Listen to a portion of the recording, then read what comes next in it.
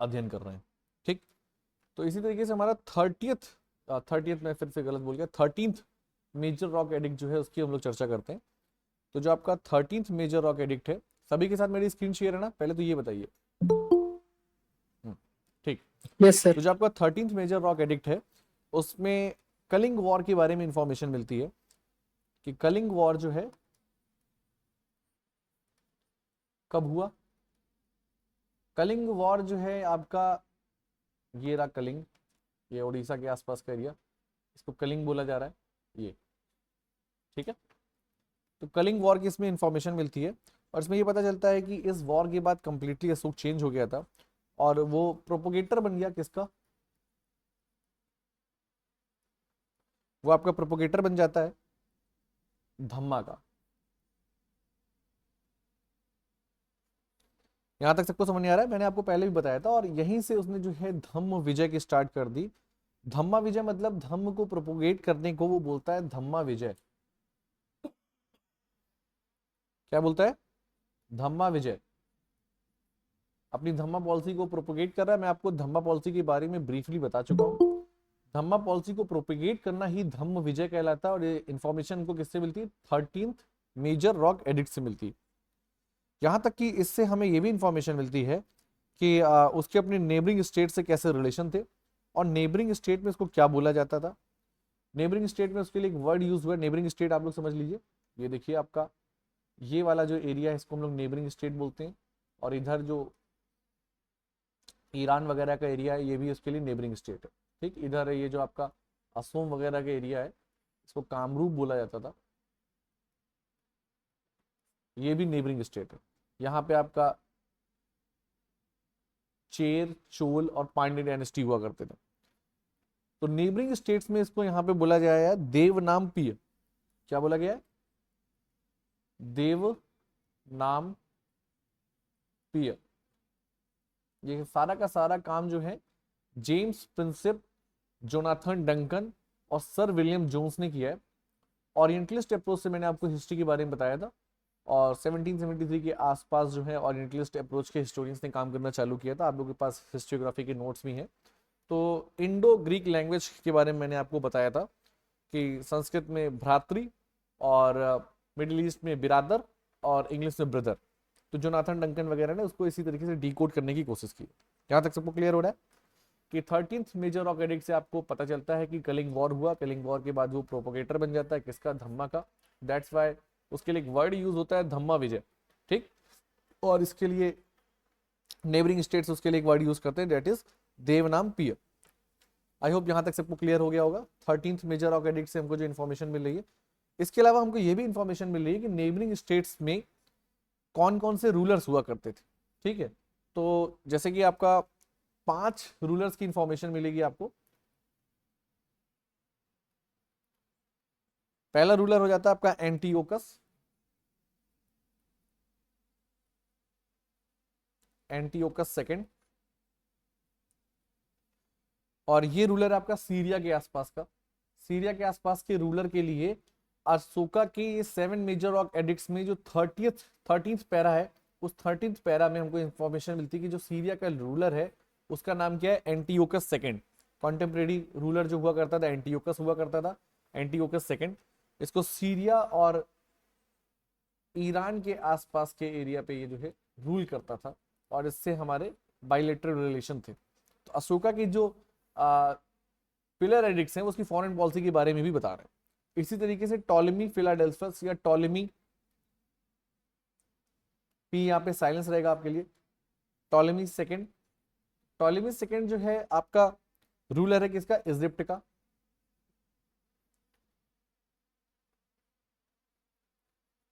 ठीक, उसके बाद आपका एंटीगोनस। एंटीगोनस का नाम भी हमको इसी के इंस्क्रिप्शन में मिलता है या इसी एडिक्ट में मिलता है, 13th मेजर एडिक्ट में मिलता है। क्या नाम है इसका? एंटीगोनस। और ये रूलर है आपका ग्रीस का। कहाँ का है? ग्रीस का रूलर है। ठीक, उसके बाद आपका मैगस। मैगस की इंफॉर्मेशन हमको यहाँ पे मिलती है। मैगस रूलर है कहाँ का? सेरीन का। सेरीन को लेके डिस्प्यूट है कि ये ईस्टर्न यूरोप की कंट्री थी कि नहीं थी। फिर एक अलेक्जेंडर की भी इंफॉर्मेशन मिलती है जो कि अशोका के टाइम पीरियड में हुआ करता था, और ऐसा माना जाता है कि अलेक्जेंडर जब यहाँ से गया तो उसकी डेथ हो गई थी बेबीलोनिया में। ऐसे 5 बेबीलोनियास की इंफॉर्मेशन मिलती है। पहला बेबीलोनिया आपका इजिप्ट में मिलता है, दूसरा बेबीलोनिया आपका इराक में मिलता है, और 3 बेबीलोनियास के बारे में लिटरेचर में इंफॉर्मेशन मिलती है, लेकिन फिजिकली बेबीलोनिया देखने को नहीं मिला। तो उन्हीं में से एक बेबीलोनिया जो इजिप्ट का बेबीलोनिया हुआ करता था, वहां का रूलर हुआ करता था अलेक्जेंडर। देखिए सीधी सी बात है कि कोई भी एक नेम को दोबारा यूज कर सकता है। बाबू नरेंद्र दत्त का नाम था स्वामी विवेकानंद, प्रेजेंट में प्राइम मिनिस्टर मोदी जी का नाम भी नरेंद्र है, तो एक नाम कोई भी यूज कर सकता है।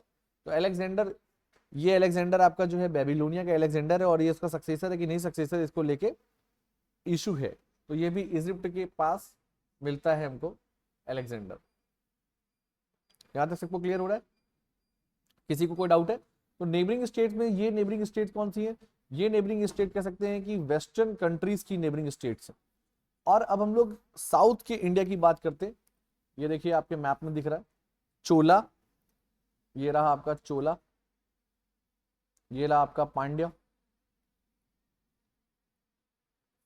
और ये रहा आपका चेरा। ठीक है, तो चेर चोल पांड्य, और इस जगह पे कुछ सातवाहन डायनेस्टी बाद में यहाँ पे बनेगी। इस एरिया पे हम लोग बोलते थे सत्यपुत्र। यहाँ के रूलर्स की इंफॉर्मेशन भी हमको यहाँ पे मिल रही है, सत्यपुत्रा। यहाँ पे रूलर चेर चोल पांड्य कोई रूलर नहीं है, डायनेस्टी। तो हमको साउथ इंडिया में डायनेस्टीज की इंफॉर्मेशन मिल रही है। यहां तक सबको क्लियर हो रहा है? सभी को यहां तक क्लियर हो रहा है? किसी कोई डाउट?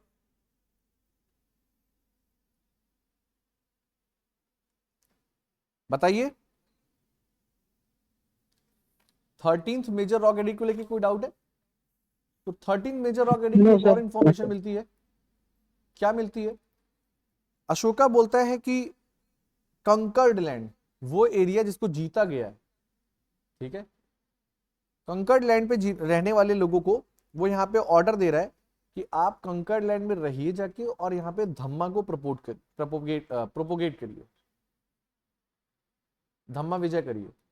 ठीक है, तो कंकर्ड लैंड की बात कर लेते हैं जरा, कि कंकर्ड लैंड कौन कौन सी है, कौन सी ऐसी जमीन है जिनको जीता गया है, विजय करने वाली चीजें। उनकी लगभग 10 कैटेगरी है। पहली कैटेगरी योजना, यूनास, यूनास एक कैटेगरी है। उसी तरीके से आपका कंबोजास, कंबोजस भी कह सकते हैं इसको। फिर आपका एक कैटेगरी है भोज, भोज लैंड है। फिर आपका एक है नेहपक, नेपाहक, नेफक, नेफक उसको बोलते हैं, सॉरी।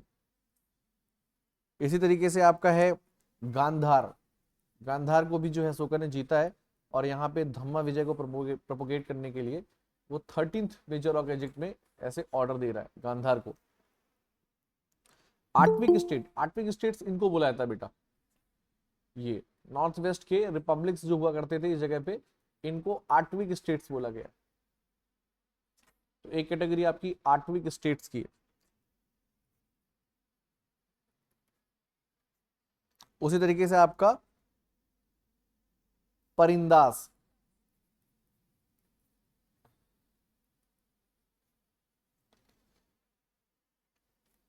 ठीक है, 6-7 लोग आप लोग याद कर लेंगे तो बहुत है, वैसे तो बहुत सारी कैटेगरी है। ठीक है, यहां तक सबको क्लियर हो रहा है? ऐसे ही अशोका के देखिए, अभी हम लोगों ने मेजर एडिक्ट देख लिए, माइनर एडिक्ट देख लिए। अब हम लोग जो है अशोका के जो मेजर एडिक्ट्स है, जिसमें धौली ये आपको दिख रहा होगा, सभी लोगों के स्क्रीन पे धौली दिख रहा है? धौली दिख रहा है सभी को? स्क्रीन शेयर है सभी के साथ मेरी? Yes sir. ओके, रिप्लाई देते रहा करिए तो पता चलेगा कि बच्चे पढ़ रहे हैं। धौली और जौगड़ में हमको मेजर रॉक एडिक्ट मिल रहा है, ठीक है, और इस मेजर रॉक एडिक्ट्स में इस तरीके के स्टैंजास भी हमको देखने को मिलेंगे। लेकिन यहाँ पे पैरेलल हमको 2 सेपरेट रॉक एडिक्ट्स दिख रहे हैं, मतलब ये एक बड़ा सा पत्थर रखा है, एक छोटा सा पत्थर और रखा है, धौली में भी और जौगड़ में भी, ये दोनों उड़ीसा में। यहां तक सबको क्लियर हो रहा है? तो इसको बोला जाता है फर्स्ट मेजर रॉक एडिक्ट, इस वाले को फर्स्ट, और बल्कि first separate major rock addict.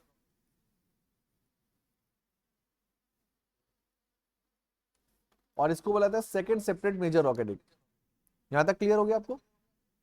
तो इस separate first separate major rock edict में अशोक कह रहा है all the subjects are my children, समस्त प्रजा मेरी संतान है। याद आया मैंने आपको धम्मा पॉलिसी में बताया था कि अशोक कहता है कि समस्त प्रजा मेरी संतान है। किसी को याद आ रहा है? Yes sir. सिर्फ शिवा को याद आ रहा है? Yes sir. सानिया आपको याद आ रहा है? Yes sir. आप तो रेगुलर रहती हैं क्लास में। यस हाँ सर। सर याद है। ठीक, फिर ये आपका जो सेकंड सेपरेट रॉक एडिक्ट है, ये जो जॉगल में हमको यहां से मिल रहा है, ये क्या कह रहा है कि अशोक ने क्या किया कि जो धम्मा पॉलिसी के लिए उसने धम्मा महामात्रों की अपॉइंटमेंट की है, उनसे कह रहा है कि जो बॉर्डरिंग कंट्रीज हैं, जो बॉर्डरिंग एरियाज हैं, यहां पे भी धम्मा का प्रोपोगेट करो। क्योंकि देखिए अब ऐसे देखिए आजकल का जैसे ये पंजाब है, पंजाब में आप लोग देख रहे हैं इस समय खालिस्तान मूवमेंट चल रहा है, ठीक। बंगाल में इस जगह थोड़ा एक अलग सा मसला चल रहा है। तो वो कहता है कि जो नेबरिंग कंट्रीज के जो हमारे बॉर्डरिंग एरियाज हैं, यहाँ पे शांति बनी रहे, नॉन वायलेंस रहे, ताकि यहाँ पे हमको कंट्रोल करने के लिए थोड़ा मौका मिले। अगर यहाँ पे डिस्टर्बेंस रहेगा तो बगल वाली नेबरिंग कंट्रीज इस डिस्टर्बेंस का मिसयूज करेगी। लाइक जैसे खालिस्तान मूवमेंट को लेकर पाकिस्तान बहुत एग्रेसिव रहता है, सपोर्ट करता है उनका। लाइक जैसे कश्मीर में डिस्टर्बेंस है तो नेबरिंग कंट्रीज उसका बहुत ज्यादा सपोर्ट करती है और इंडिया के अगेंस्ट जाता है। यहीं पे वो कह रहा है कि second separate major rock edict में कह रहा है, अशोक कह रहा है, वो कंसर्न दिखा रहा है अपनी कि spread of Dhamma among the people of bordering areas. यहां तक सबको समझ में आया? यस किसी को सर। कोई डाउट है? No sir. ठीक है, चलिए अब हम लोग कुछ माइनर रॉक एडिक्ट्स की बात करते हैं, है ना।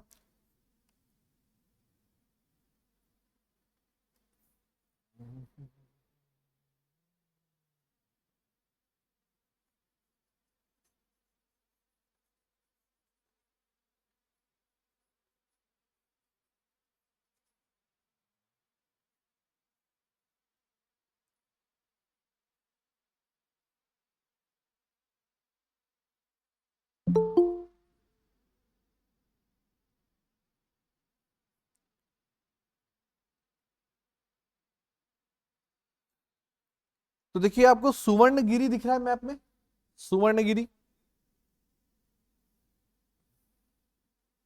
ढूंढिए, आप भी ढूंढिए, मैं भी ढूंढता हूं। याद नहीं, इसमें नहीं होगा तो इस वाले में होगा। किसी को दिख रहा है सुवर्णगिरी? Yes sir. कहाँ पे? दिखाओ बेटा, हमको भी दिखाओ। सर ये साउथ की तरफ जब आप आएंगे यहाँ पे जतिनगा हाँ, रामेश्वरा के वाले ऊपर मैप में, में। ठीक ठीक, ये दिखा सुवर्णगिरी। सुवर्णगिरी में वो राजुक ऑफिसर, मैंने आपको बताया था युक्त राजुक, याद आया आप लोगों को? और प्रादेशिक मैंने बताया था कि युक्त राजुक प्रादेशिक को ऑर्डर देता है कि भैया ऑल ओवर इंडिया जो है आप 5 बार घूम के आइए। ठीक, ये चीज क्लियर हो गई आपको? ये सुवर्णगिरी आपका माइनर रॉक एडिक्ट हो गया। इसी तरीके से बाराबर केव इंस्क्रिप्शंस, ये गया के आसपास मिलेगा बाराबर केव इंस्क्रिप्शन। ठीक है, यहाँ पे उसने आजीविकों को जो डोनेशन दिया है, मैंने आपको कल भी बताया था कि बाराबर केव्स में आजीविकास को दशरथ ने भी डोनेट किया था केव्स को, और यहाँ पे अशोका ने भी बाराबर केव्स में जो है डोनेट किया है आजीविकास के लिए। यहाँ तक सबको समझ में आ रहा है?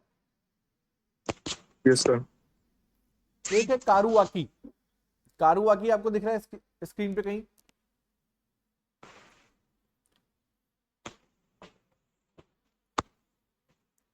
एक इंस्क्रिप्शन है जिसका नाम है कारुवाकी इंस्क्रिप्शन। हो सकता है कारुवाकी ना दिखे, वो बहुत इंपॉर्टेंट है। इसी को हम लोग बोलते हैं क्वीन इंस्क्रिप्शन, रानी का अभिलेख। ठीक, कारुवाकी इंस्क्रिप्शंस में ये पता चलता है कि अशोका ने धम्मा को प्रोपोगेट करने के लिए विमेंस की भी अपॉइंटमेंट की थी, और जो विमेंस धम्मा को प्रोपोगेट कर रही थी उनको बोला जाता था स्त्री धम्मा महामात्रा, स्त्री धम्मा महामात्रा। ये याद रहेगा आप लोगों को कि किस इंस्क्रिप्शन में अशोका ने ये बोला है कि विमेन्स भी जो है वो धम्मा को प्रोपोगेट कर सकती हैं। तो वो बोला था क्वीन एडिक्ट। और कारुवाकी अशोका की एक वाइफ का नाम था, कई सारी वाइफ थी अशोका की, उनमें से एक वाइफ का नाम था कारुवाकी। और ये कारुवाकी ने अपने इंस्क्रिप्शन में स्त्री धम्मा महामात्रों की भी जो है चर्चा की है। ठीक, कारुवाकी से ही अशोक का एक बेटा था जिसका नाम था तिवारा, और इसी इंस्क्रिप्शन से हम लोगों को अशोका के बेटे तिवारा की इंफॉर्मेशन मिलती है। तिवारा देखिए, कारुवाकी अशोका की बहुत फेवरेट वाइफ में से एक हुआ करती थी, और तिवारा उसका बेटा हुआ करता था। और अशोका की जो सबसे पहली वाइफ हुआ करती थी हेलना वगैरह, वो तिवारा को पसंद नहीं करते थे। और कैसा ना करके अशोक को जो है लोगों ने तिवारा का केस भड़का दिया। अशोक ने भी गुस्से में तिवारा को ब्लाइंड करने का ऑर्डर दे दिया और कश्मीर में कहीं भेज दिया। मैं आपको आज कुछ स्टेट्स के बारे में भी इंफॉर्मेशन दूंगा जिनको अशोका ने बसाया, जैसे आपका नेपाल, काठमांडू, ये डिस्ट्रिक्ट है जिसको अशोका ने बसाया। श्रीनगर, श्रीनगर जिसे आप लोग बोलते हैं कश्मीर जिसे बोलते हैं, ऋषि कश्यप के याद में अशोका ने इसको बसाया था। तो वहीं पे तिवारा वहां पे चला जाता है श्रीनगर में, और वहां पे वो अंधा हो गया होता है। कभी अशोक वहां गया होता है विजिट करने, घूमने के लिए, तो एक बांसुरी उसको सुनाई देती है। वो याद कर लेता है, उसको याद आ जाता है कि अरे ये तो मेरे बेटे की बजाई हुई बांसुरी है। फिर वो काफी बड़ा अपोलोजाइज करता है कि बिना किसी बात के, बिना किसी एविडेंस के, मैंने देखे बिना तिवारा को ऐसा पनिशमेंट दे दिया। ठीक, तो क्वीन एडिक्ट आपको क्लियर हो गया, कारुवाकी का क्वीन एडिक्ट क्लियर हो गया सभी बच्चों को? Yes, sir. Yes sir. ठीक, कांधार इंस्क्रिप्शन देखिए आपको दिख रहा है ये। इस कांधार इंस्क्रिप्शन में ये बाइलिंगुअल है। ठीक है, मतलब इसमें जो है आपकी ब्राह्मणी और आरेमाइक, ठीक है, ये दोनों ही लैंग्वेज का यूज किया गया है। और क्योंकि सीधी सी बात है कि ये बॉर्डरिंग एरियाज का इंस्क्रिप्शन है, दूसरी सबसे बड़ी बात ये है कि यहाँ पे इंडो ग्रीक रूलर हुआ करते थे, इसलिए बाइलिंगुअल का यूज किया गया। और इससे पता चलता है कि इस इंस्क्रिप्शन से इंफॉर्मेशन मिलती है कि अशोका ने बोला था, आप लोगों को याद होगा कि फर्स्ट मेजर रॉक एडिक्ट्स में अशोका ने एनिमल स्लॉटर पे रोक लगाने की बात की थी। याद आया आपको? कल मैंने यस आपको सर। बताया। तो कांधार का जो आपका माइनर रॉक एडिक्ट है, ये बताता है, छोटी सी चट्टान है, बाइलिंगुअल लिखी हुई है, और ये बताता है कि यहाँ के जो फिशरमैन हुआ करते थे और हंटर्स जो हुआ करते थे, उन्होंने हंटिंग पे खुद से गिव अप कर दिया था। ठीक, अशोका के ऑर्डर पे इन लोगों ने खुद से गिव अप कर दिया। तो ये इंफॉर्मेशन हमको कहां से मिलती है? कांधार से मिलती है। क्लियर ये चीज आपको? सभी बच्चों को यहां तक समझ में आ रहा है? कोई बोलेगा? Yes sir. Yes, sir. Okay, एक भाबरू इंस्क्रिप्शन है। भाबरू दिख रहा है आप लोगों को मैप में? बताइए, मेरी हेल्प करिए भाबरू ढूंढने में। कहाँ गए भाबरू? इस वाले में नहीं है भाबरू। बैराट, बैराट तो मिल गया, भाबरू भी यही कहीं होना चाहिए। चलिए, मैप में नहीं, शायद इसमें मैप में नहीं है।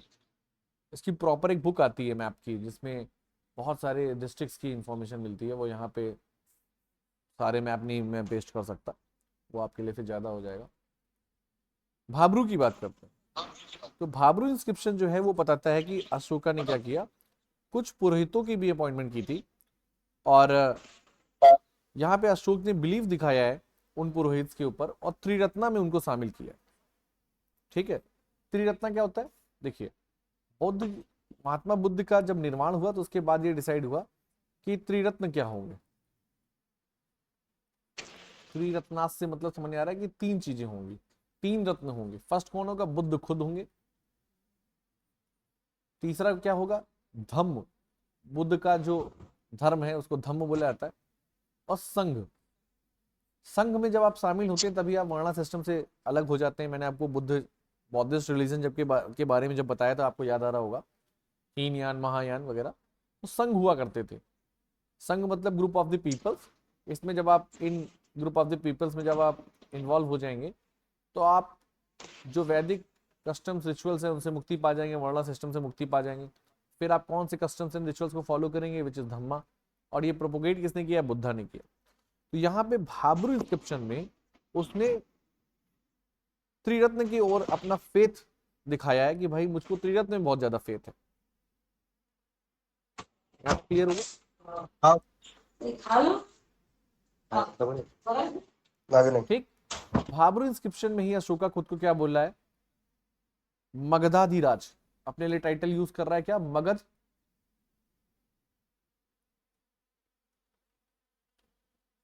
मगध प्लस अधिराज क्या बन जाएगा? मगधाधिराज।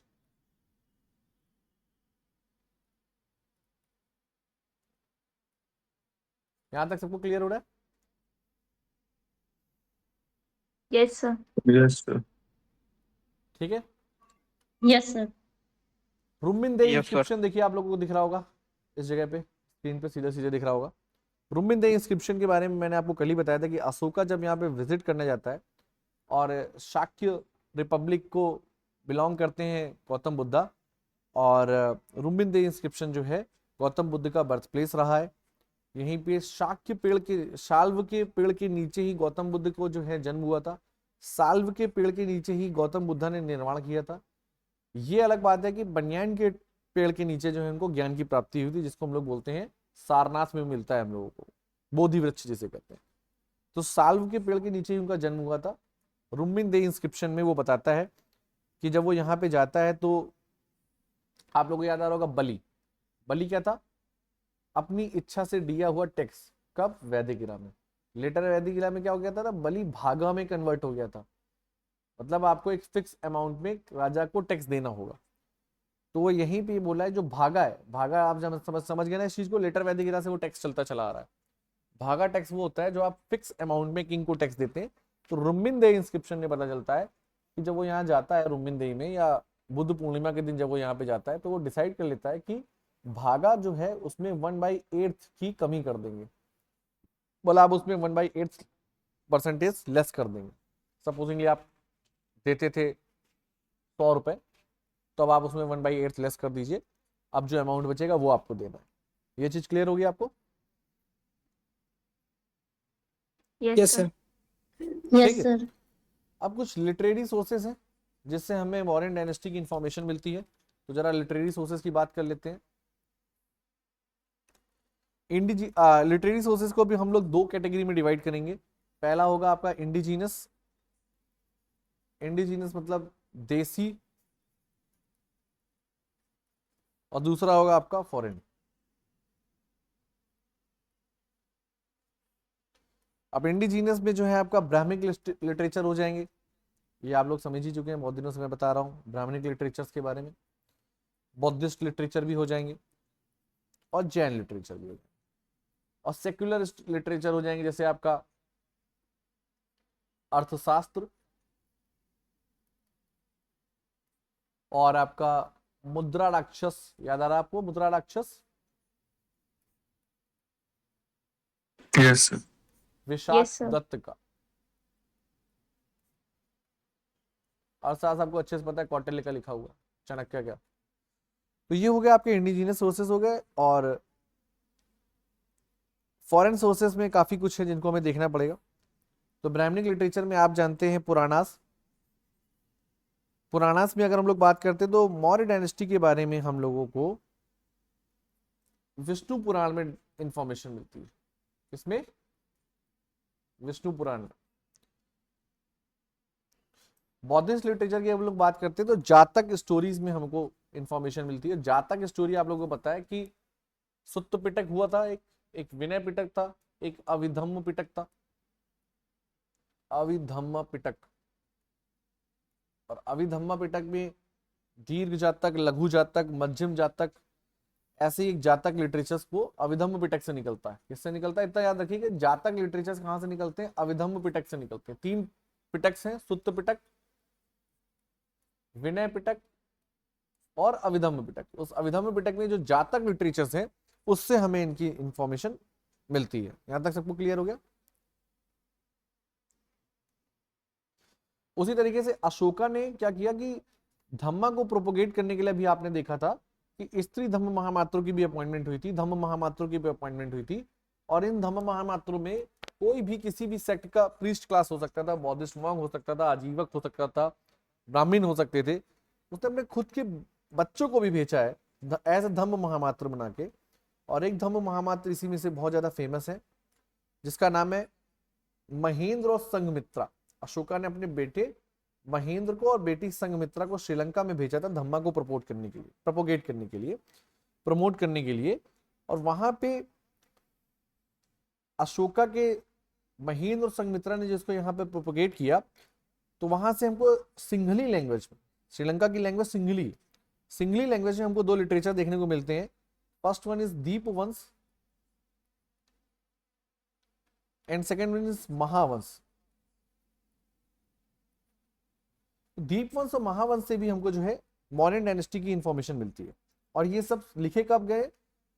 ये 5th सेंचुरी एडी में लिखे गए। बहुत बात की बात है, इसलिए क्लियर होता है कि कॉन्टेम्परेरी रूलर्स भी जानते थे, बाहर के रूलर्स भी जानते थे, कॉन्टेम्परेरी इंडियन रूलर्स भी जानते थे, और आप ही सोचिए कि फ्यूचर के रूलर्स ने भी उसके बारे में लिखा हुआ। तो दीपवंश और महावंश से हमको इंफॉर्मेशन मिल रही है किसकी? अशोका की। ये हमारे इंडिजिनियस लिटरेचर में आ जाएंगे। यहां तक सबको क्लियर हो रहा है? यस किसी सर। कोई डाउट है? No, sir. सभी को मेरी वॉइस आ रही है? Yes sir. Yes, sir. Okay, चलिए अगला देखते हैं आगे क्या है। दिव्यावदान एक लिटरेचर मिलता है, इंडिजिनियस लिटरेचर, इसका नाम है दिव्यावदान।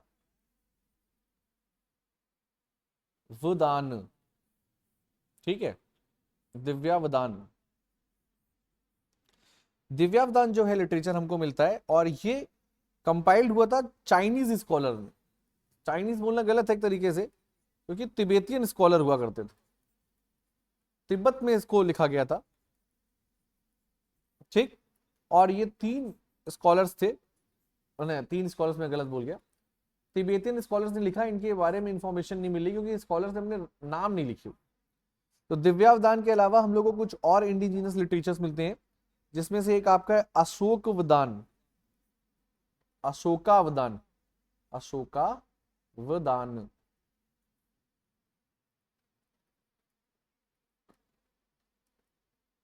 ठीक,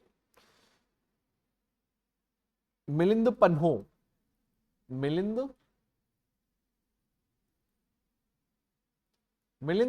जो है, इसको बोला जाता है बौद्धिस्ट इंसाइक्लोपीडिया। मिनेंडर के टाइम पीरियड का इंडो बैक्ट्रियन रूलर हुआ करता था। अशोका के बाद पोस्ट मौर्यन एरा में अशोका के बाद एक इंडो ग्रीक रूलर, आप लोग समझ गए ना, इंडो ग्रीक रूलर समझते हैं ना, ये रहा आपका इंडो ग्रीक एरिया, ये सब इंडो ग्रीक एरिया है। यहां से हमको एक मिनेंडर नाम का रूलर मिलता है, उसके टाइम पीरियड में मिलिंद पन्हो लिखा जाता है। ठीक है, तो मिलिंद पन्हो ने भी जो है बौद्धिस्ट इंसाइक्लोपीडिया इसको बोलते हैं, उससे भी हमको मौर्यन डायनेस्टी की इंफॉर्मेशन मिलती है। यहां तक सबको क्लियर हो गया?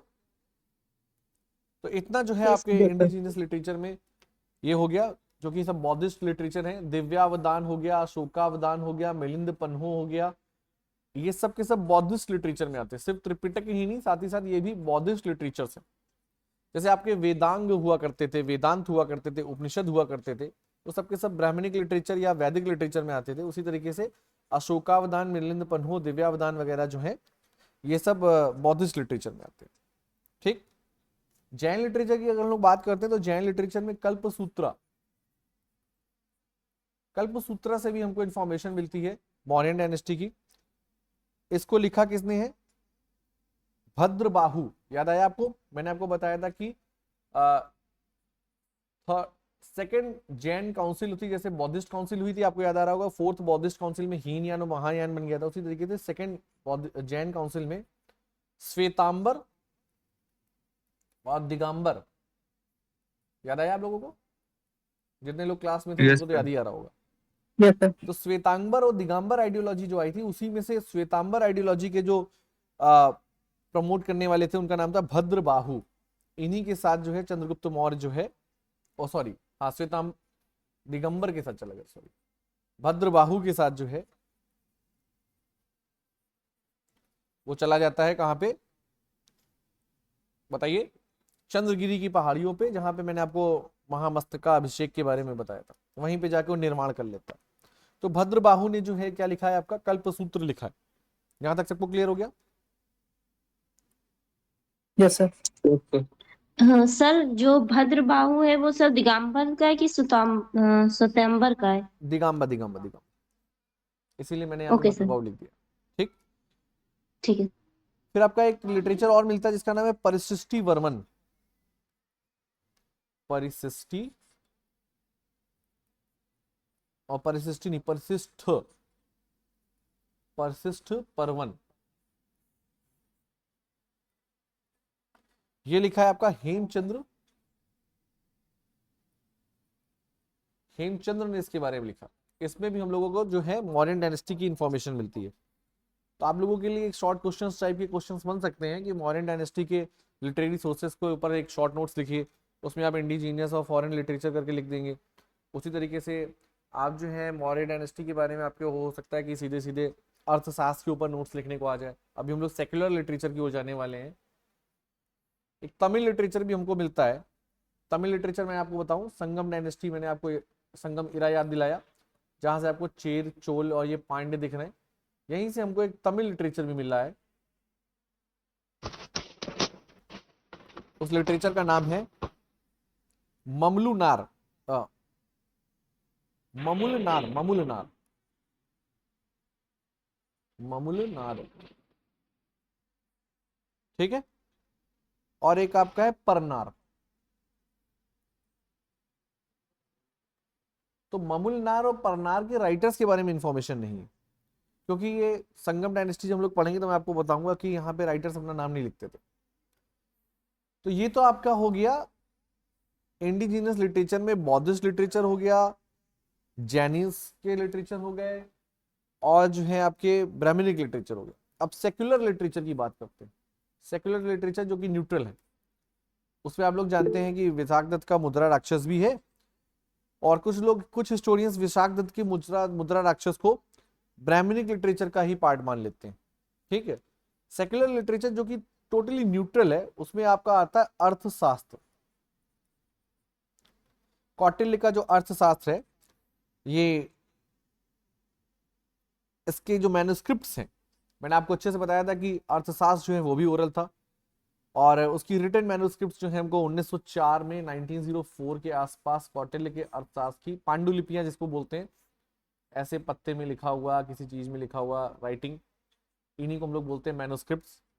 तो ये जो मैन्युस्क्रिप्ट्स हैं या पांडुलिपियां जिनको हम लोग हिंदी में बोलते हैं, हिंदी वाले पांडुलिपियां उसको समझे, तो ये मैन्युस्क्रिप्ट्स जो है 1904 में मिली। और ये पूरे के पूरा जो अर्थशास्त्र है, ये 15 अधिकरणास में डिवाइडेड है। जैसे आपका कॉन्स्टिट्यूशन है, कॉन्स्टिट्यूशन आपका जो है 22 चैप्टर्स में डिवाइडेड है, उसी तरीके से ये जो है आपका 14 अधिकरणास में डिवाइडेड है। ठीक। और जैसे आपके 395 आर्टिकल्स हैं, उसी तरीके से उसको हम लोग बोल सकते हैं, इसमें 180 पर करनास है। ठीक। तो 1904 में मिला था, 15 अधिकरनास हैं, 18 इसमें पर करनास। यहां तक सबको क्लियर हो रहा है? Yes, sir. ठीक। और ये प्रोज में लिखा गया। ठीक है। प्रोज मतलब दोनों में लिखा गया, प्रोज में भी लिखा गया और वर्स में भी लिखा गया। प्रोज और वर्स में फर्क सबको आता है ना? बताइए सानिया, प्रोज और वर्स में क्या फर्क है, क्या डिफरेंस है? सर मुझे नहीं पता। कोई और? इंग्लिश मीडियम वालों? अरे प्रोज जो होता है वो आपका पोएम फॉर्म में लिखा होता है, वर्स जो होता है वो सीधे सीधे आर्टिकल फॉर्म में लिखा होता है। सीधी चीज है। यहां तक सबको क्लियर हो गया? संस्कृत लैंग्वेज में है, किसमें है चलो, Sanskrit. किसमें है ये? संस्कृत लैंग्वेज में। लेकिन एक आश्चर्य की बात है कि एक कौटिल्य का अर्थशास्त्र जो कि सेक्युलर लिटरेचर है, सेक्युलर इसको इसलिए बोला जाता है कि इसमें कहीं भी किसी भी मौर्यन किंग का नाम नहीं यूज हुआ, सिर्फ राजा, राजा को ये करना चाहिए, राजा को वो करना चाहिए। सप्तांगिक राज्य जिसकी हम लोग बात करते हैं वो भी इसमें हमको इंफॉर्मेशन मिल जाती है। कहीं भी उसने कहीं भी किसी भी मौर्यन किंग का नाम ही नहीं यूज किया। मौर्यन किंग का तो छोड़िए, उसने पाटलिपुत्र वर्ड तक भी यूज नहीं किया, पाटलिपुत्र। मैगस्थनीज जब इंडिया आया, सेल्यूकस का जो एम्बेसडर था मैगस्थनीज, मैं आपको एक स्टोरी बताता हूँ उसके बारे में। मैगस्थनीज आया तो वो बोला कि मुझे मैंने कौटिल्य के बारे में बहुत सुना है, मैं कौटिल्य से मिलना चाहता हूँ। तो बोला क्या ठीक है, आप मिल सकते हैं। अपनी इंडिका में उसने लिखा है स्ट्रैबो, प्लिनी और एडियंस के रिसोर्सेज से हमें इंडिका के बारे में इंफॉर्मेशन मिलती है। मैगस्थनीज को बताया जाता है कि जो पीएम हैं, जो पुरोहित हैं, जिनका नाम है कौटिल्य या विष्णुगुप्त, वो कोर्ट में नहीं रहते, मतलब वो कोर्ट में आते हैं, मतलब किले में, फोर्ट में नहीं रहते। कहाँ मिलेंगे? नदी के किनारे एक झोपड़ी बना के रहते हैं, वहां मिलेंगे। अब जब वो वहां पे जाता है तो एटिकेट्स तो थे ही, दरवाजे में नॉक करता है और कौटिल्य उससे पूछते हैं कि आप किस पर्पस से मुझसे मिलना चाहते हैं, मतलब आप स्टेट के पर्पस से मिलना चाहते हैं कि इंडिविजुअल पर्पस से मिलना चाहते हैं? ही सेड इंडिविजुअल पर्पस से मिलना है। अच्छा, इंडिविजुअल पर्पस से मिलना है, व्यक्तिगत कारणों से मिलना है। तो कौटिल्य क्या करते हैं, दिया जला होता है उसको बुझा देते हैं और एक दूसरा दिया जला लेते हैं, अपना बातचीत करते हैं। फिर वो जब चला जा रहा होता है, परमिशन लेता है जाने की, तो कौटिल्य जो दिया जलाया होता है उसको बुझा देते हैं और पहले वाला दिया फिर से जला देते हैं। तो मैगस्थनीज बड़ा क्यूरियोसिटी वाला पर्सन, बोला कि चक्कर क्या है, मतलब मैं आया, आप एक दिया जल रहा था, ये वाला ए, इसको आपने बंद कर दिया, बी जला दिया, अब मैं जा रहा हूं तो आप इसको बंद कर दे रहे हैं, इसको जला दे रहे हैं, चक्कर क्या है? बोले जब तुम आए थे तो मैं स्टेट का काम कर रहा था और तुम मुझसे इंडिविजुअल बातें करना चाहते थे, ऐसे में मैं स्टेट का दिया जलाता तो स्टेट का पैसा मैं चोरी कर रहा होता, इसलिए स्टेट का दिया बंद कर दिया। अब जब तुम जा रहे हो तो मैं अपना व्यक्तिगत दिया क्यों जलाऊं स्टेट के काम करने के लिए? अब मैं स्टेट का दिया जलाऊंगा। करप्शन को लेके कौटिल्य का जो है बहुत सॉलिड ओपिनियन था। भ्रष्टाचार नहीं होना चाहिए, किसी भी तरीके से नहीं होना चाहिए, high level of morality and high level of ethics. इसको अर्थशास्त्र की जगह नीति शास्त्र बोलना ज्यादा अच्छा होगा, एथिक्स का एक लिटरेचर है ये। यहां तक सबको क्लियर हो रहा है? Yes, sir. Yes, sir. ठीक। तो यहाँ पे जो है नंद, इसमें साफ साफ पता चलता है कि नंद डायनेस्टी को रिप्लेस करके कैसे जो है मगर मौर्य डायनेस्टी आई। लेकिन मौर्य मतलब मौर्य नंद डायनेस्टी को रिप्लेस किया गया, उसका पतन हुआ, ये तो इन्फॉर्मेशन है, लेकिन रिप्लेस करके कौन आया ये इन्फॉर्मेशन नहीं, उसका नाम हम कहीं मेंशन नहीं। ठीक है, तो सभी बच्चों को क्लियर हो रहा है ये चीज? किसी कोई डाउट? सर जैन लिटरेचर में आपने एक और लिखवाया था। हाँ, एक सेकेंड, आवाज नहीं आ रही, बोलो बेटा।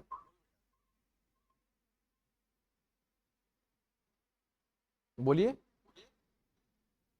सर जैन लिटरेचर में आपने सर भगवती सूत्र के बारे में बताया था। भगवती सूत्र के बारे में बताया था? यस सर, आपने जैन लिटरेचर में दो लिखवाए थे, एक भगवती सूत्र और वो एक कल्प जनरल सूत्र। सोर्सेज मैंने आपको लिखाए थे, ये इंडिविजुअल सोर्सेज यहाँ मॉडर्न डायनेस्टी के। ठीक है, ओके सर। ऐसे तो 12 न्यूक द्वार बहुत कुछ है। ठीक है, ओके सर। अरसास की बात करते हैं तो अरसास जो है आपका 3rd सेंचुरी एडी के आसपास कहीं कंपाइल किया गया। ऐसी इंफॉर्मेशन अरसास की मैन्युस्क्रिप्ट्स का लेवल, संस्कृत का लेवल देख के उससे अंदाजा लगता है कि 3rd सेंचुरी एडी के आसपास कंपाइल किया गया है। और देखिए, खुद सोचिए, जब ये कंपाइल किया गया था, ठीक है, वो मैन्युस्क्रिप्ट्स हमको 8th सेंचुरी एडी में मिलती हैं, मतलब एक्चुअली 8th सेंचुरी एडी में जो हमको मैन्युस्क्रिप्ट मिल रही है, वो ये दावा कर रही है कि 3rd सेंचुरी एडी में जो मैन्युस्क्रिप्ट्स मिली थी उनसे देख के इनको लिखा गया और फिर इसको जो है ब्रिटिश इरा में ओरिएंटलिस्ट अप्रोच के साथ ट्रांसलेट किया जा रहा है। और 3rd सेंचुरी एडी में भी जो मैन्युस्क्रिप्ट्स मिल रही वो ये क्लेम करती है, क्योंकि Mauryan dynasty 3rd century AD में नहीं थी, मौर्यन डायनेस्टी आपकी 3rd सेंचुरी बीसीई में थी, तो काफी चेंजेस यहाँ पे हो सकते हैं। तो एक आदमी इतने लंबे समय तक तो जिंदा नहीं रहेगा ना, 3rd सेंचुरी बीसी से लेकर 3rd सेंचुरी एडी तक। तो कौटिल्य एक स्कूल ऑफ थॉट है जैसे आपका चाणक्य स्कूल ऑफ थॉट, जैसे आपका आईआईटी में अगर आप पढ़ते तो आईआईटीएन है, एचबीटीआई में पढ़ते हैं तो हरकोटियन है, उसी तरीके से कौटिल्य या अर्थशास्त्र, सॉरी चाणक्य जो है स्कूल ऑफ थॉट है, वो ये एक पर्सन नहीं, वो विष्णुगुप्त चूंकि यहाँ पे बहुत ज्यादा फेमस थे इसलिए उनका नाम यूज हो रहा है। यहां तक सबको क्लियर हो गया?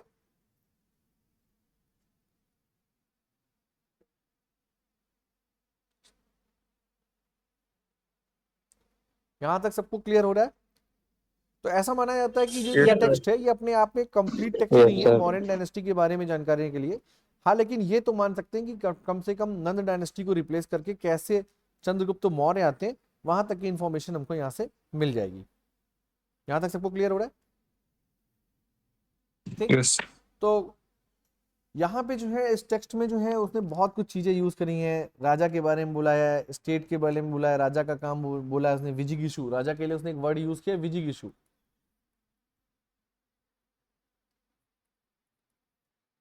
विगिजिशु, विगिजिशु, राजा के लिए क्या वर्ड यूज किया? विगिजिशु।